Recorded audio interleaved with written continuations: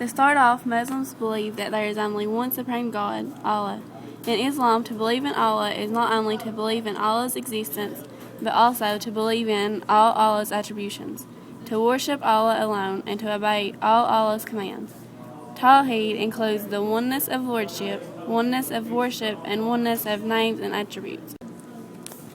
Oneness of lordship, to believe that Allah is the only creator, provider, and the commander. Oneness of worship, to believe that Allah is the only God who should be worshipped and obeyed as Allah is prescribed. Oneness of Allah's name and attributes, to believe that Allah is perfect and His name and attributes are perfect according to what Allah tells us about Himself in the Quran. Believing that those names and attributes in their perfection belong only to Allah. Muslims believe that no one shares Allah's divinity, that is neither angel nor human. Muslims do not believe that Allah sleeps, gets tired, or dies. Muslims believe that Allah sent messengers to each nation throughout the history of humankind. Messengers came with the same message, to worship one supreme God and to obey His commands, innocence of mankind at birth. The 5 pillars. Shahada, the verbal commitment and pledge that there is no deity but Allah, and Muhammad is the messenger of Allah. Salah is the duty of every Muslim, male and female, after reaching the age of puberty, to perform 5 salutes, prayers, at specific times during the day and night. These specific times are dawn, noon, afternoon, sunset, and night. A ritual called wudu, cleaning several parts of the body with water, is a prerequisite to Salah. Siyama, fasting during the month of Ramadan, the 9th month of the lunar calendar, is from sun up to sundown. Only is an obligation on every adult healthy Muslim, male or female. Fasting is the total absence from eating, drinking, smoking, gum chewing, intimate relation, and taking anything into the body. If a person is ill and needs to take medication, he or she cannot fast.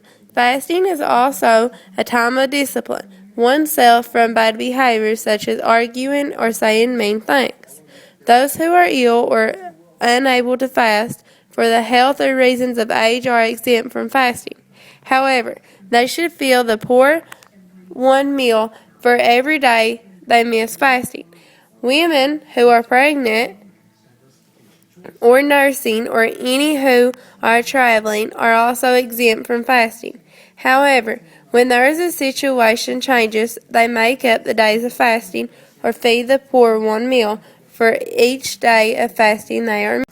Zakat is an annual obligatory charity on every Muslim, male or female, who possesses over the last year's money or property that exceeds their minimum needs. The requirement is 2.5% of one's excess health. It is also called a tax because it supports the government workers who are not free to make money elsewhere.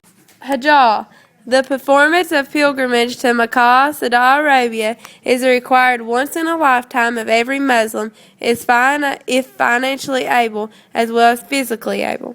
Hajj begins every year during the month of Dhul Hijjah. Dhul Hijjah is the 12th month of the Islamic lunar calendar year. The Hajj is a spiritual journey where a Muslim forgets all worldly things and devotes his or her attention and time to Allah alone.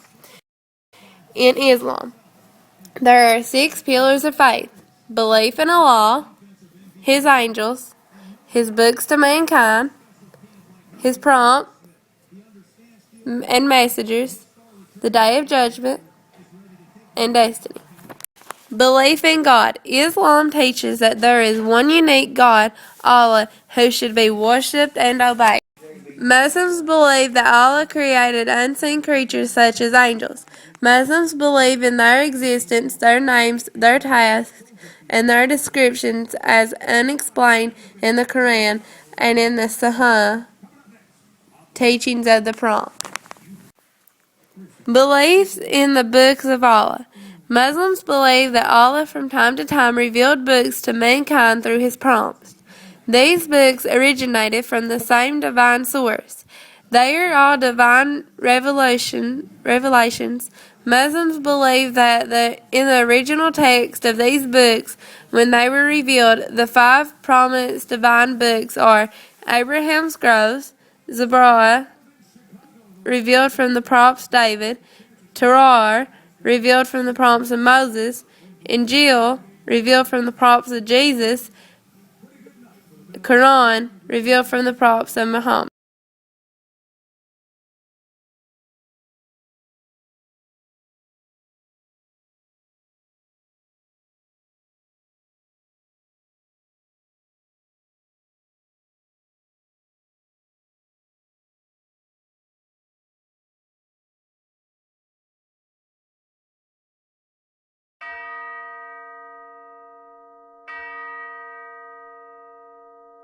Muslims believe that the life of this world and all that is in it will come to an end on one appointed day, when everything will be annihilated. This day will resurrect all the dead. Allah will judge with perfect justice each person individual according to his good or bad actions that he did during his life, and every victim will have his or her rights. Allah will reward those who led the righteous life and did good deeds by sending them to paradise, Jannah. Allah forgiveness whom he pleased of those who disobey his commands or punish them in the hellfire.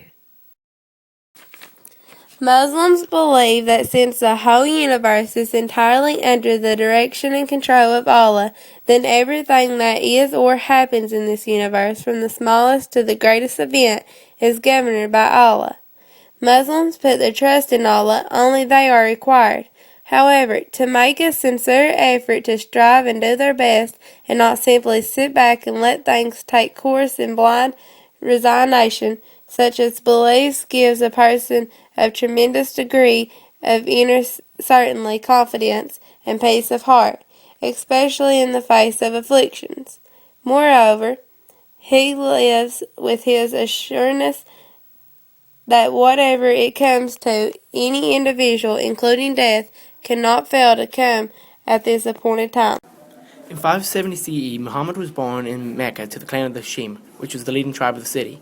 As a child, he was taught the traditional values of the Arabs and became a trustworthy member of the society as a trader. His honesty and ability as a man were so impressive that the widow Khashid proposed marriage to the young Muhammad.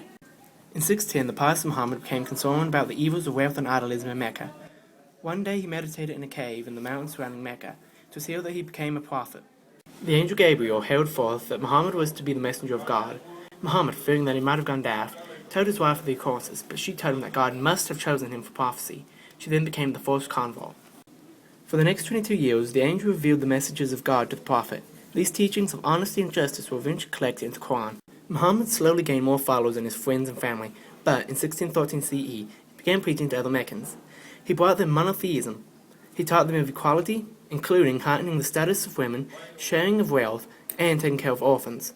Although some Meccans of different clans and status did convert, most did not. Mecca's leaders did not wish to share the wealth with the poor, nor the power with Muhammad. They were also frightened that the spread of Islam would cause people to stop their pilgrimages to the city. Most Meccans, though, just didn't want to give up their heathen gods.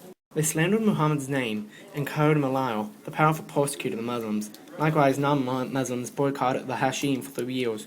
The clan was nearly forced starvation, but their faith was too strong. Muhammad's greatest protector was the leader of his clan, Abu Talib. However, in 1619, he died, causing Muhammad to seek new refuge. When Arabs from Africa converted to Islam in 622, Muhammad seized the opportunity and left Mecca.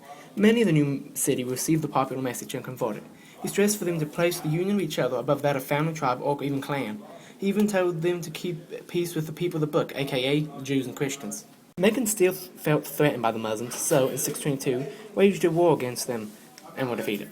Years later, they attacked again, and again the Muslims won. This victory convinced other tribes to convert to the safety of Islam, but they also found the ideas of charity and forgiveness. As Islam gained more followers, the Meccans reached a truce with the Muslims. However, the Meccans breached the truce, so Muhammad's army of followers seized Mecca without even one battle. The Muslims then went about purifying the city, destroying idols of gods, erecting one shrine to the one Abrahamic God, Allah, and forgiving the former enemies. In 632, Muhammad died after one last sermon. Abu Bakr gained the title of Caliph or successor of Muhammad. After Abu died, Umar got the title of Caliph. In 637 CE, the Byzantine Empire lost control of Jerusalem to the Muslim state of the Ottoman Empire. The third Caliph, Uthman, succeeded Umar. The third Caliph was the one who ordered a complete revision of the Quran. He was then killed, and his death was considered justification. The fourth Caliph, Ali, succeeded Uthman. 2 years after his short succession, he was killed.